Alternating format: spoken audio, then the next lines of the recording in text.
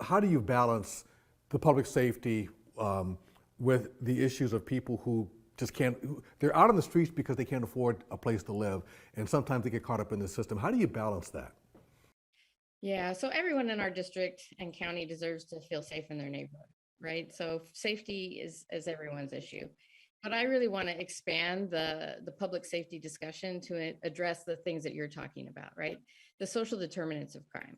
So we know this is what's true in our communities, and academic research also supports this, is that if you have an equitable approach to healthcare and education and housing and job opportunity, that's what's going to lead to the changing of the paradigm in crime reduction.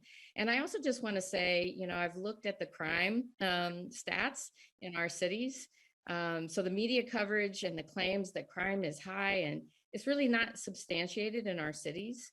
In 2019, theft crimes in Concord constituted 316 crimes. And in October 2021, it was reduced by 35% at 211 crimes.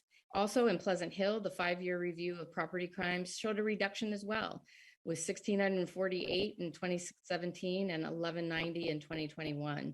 So we need to remember that as election cycle narratives often highlight crimes in order to sway voters, we have to look at really what the reality of crime is and keep crime in perspective. Current data from FBI showed the combined violent and property crime has decreased in Contra Costa from 3,200 in 2010 to 2,400 in 2015 and 1,800 in 2019.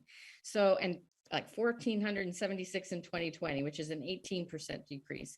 So I do want to look at the reality of crime and really look at the social determinants and come to it from that perspective and support our DA, who has a number of proposals and projects that she's willing to implement around youth restorative justice diversion, in terms of having a neighborhood restorative partnership that uses community arbitrators on panels so that people are, getting whole, responses to crime that may have caused harm. But looking at it from that perspective, because I think just trying to use fear as a way to talk about crime is not actually substantiated in the numbers, not even in the unincorporated areas.